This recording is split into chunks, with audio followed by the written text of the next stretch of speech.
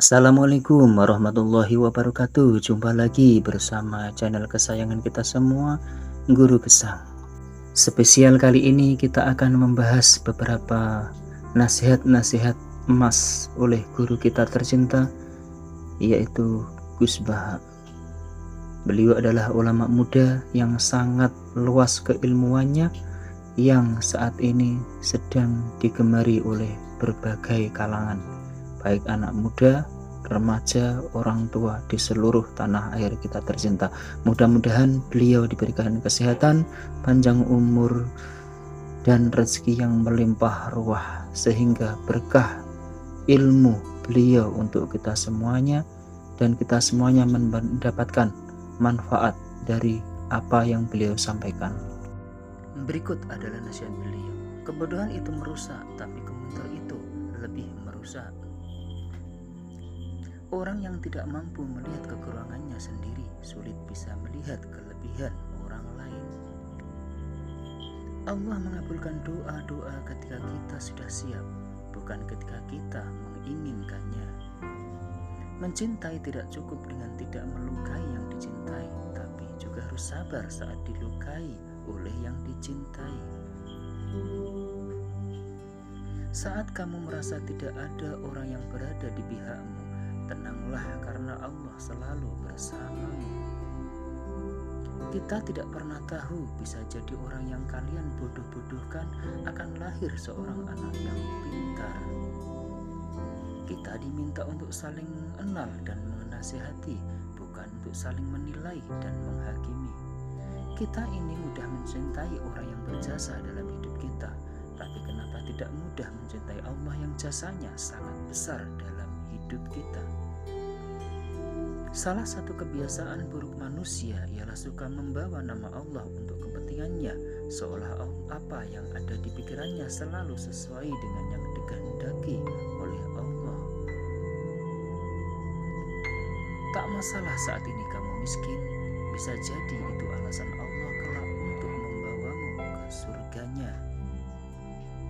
Bersyukur itu perlu terus latihan, jangan hanya rasa syukur hanya saat memiliki sesuatu. Untuk menjadi yang terbaik, kamu harus mempunyai mimpi yang besar serta semangat untuk mewujudkannya. Allah akan mengganti semua luka yang pernah engkau rasakan dengan kebahagiaan yang tak terduga. Sebuah langkah kecil merupakan sebuah awal yang begitu panjang. Barang siapa belajar tanpa guru, maka gurunya adalah syaitan. Dosa terbesar istri adalah ngoblokno atau membodoh-bodohkan suaminya. Jangan pernah putus asa saat merasa dalam kesulitan, sebab Allah menyertakan kemudahan setelah kesulitan. Allah tak pernah ingkar janji pada hambanya meski sekecil biji zarah pun.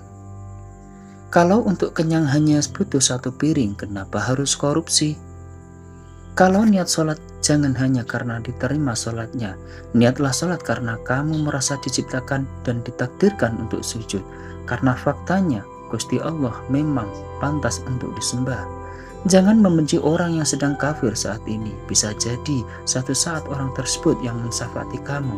Tirulah Nabi Muhammad yang berdoa kepada Allah untuk Sayyidina Umar bin Khattab yang saat itu sedang kafir. Jika dalam menghadapi hidup ada momen yang berat sehingga tak luasa membendung tangis, maka istirahatlah. Kadang beban itu perlu dilepas sebentar. Sebesar apapun dosa seseorang, tidak ada yang berhak menghalangi rasa cinta hamba pada Tuhannya, meski cara yang digunakan terasa aneh di mata kita.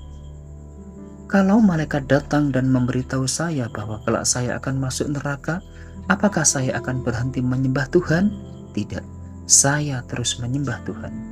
Harapan dan keinginan ini seharusnya sejalan dengan betapa besar usaha yang kamu lakukan dalam mewujudkannya. Seringkali kita mengabaikan hal kecil, padahal dari sanalah sesuatu yang besar lahir dan tumbuh.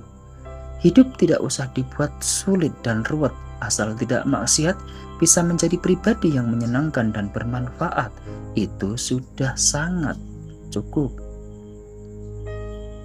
Ketika istri marah terus Anda sabar, maka itu adalah ladang pahala tanpa biaya.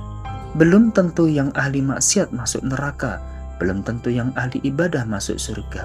Karena dosa dapat terhapus dengan kesungguhan taubat, dan pahala dapat terhapus dengan ujub dan riya.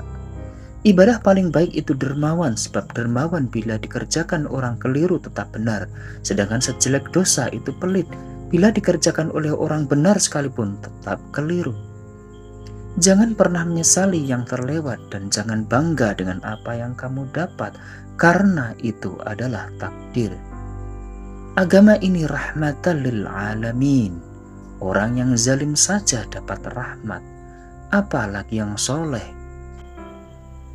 Perempuan tetap memiliki watak perempuan, inginnya dikasih, disayang.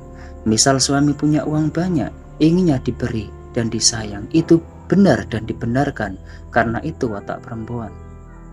Tidak perlu disesali kalau tidak bangun malam, bersyukur saja bangun masih bisa melihat hidup. Para penghuni surga itu penuh suka ceria wajahnya, makanya hidup di dunia harus ceria. Boleh susah tapi sekedarnya saja. Ibadah itu bukan hanya ngaji, orang yang nyangkul di sawah, bekerja menafkahi keluarga, itu juga terhitung ibadah.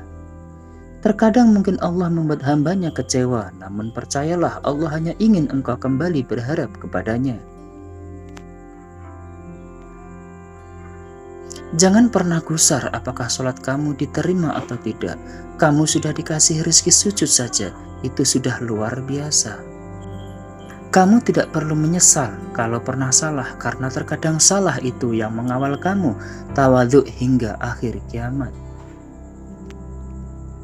Bagaimana mungkin kita sedekah tidak seberasa menganggap diri pahlawan, sedangkan Allah yang memiliki bumi tidak kita anggap pahlawan. Di akhirat kenangan yang paling indah di dunia adalah seberapa sering kita sujud kepada Allah Subhanahu wa Ta'ala.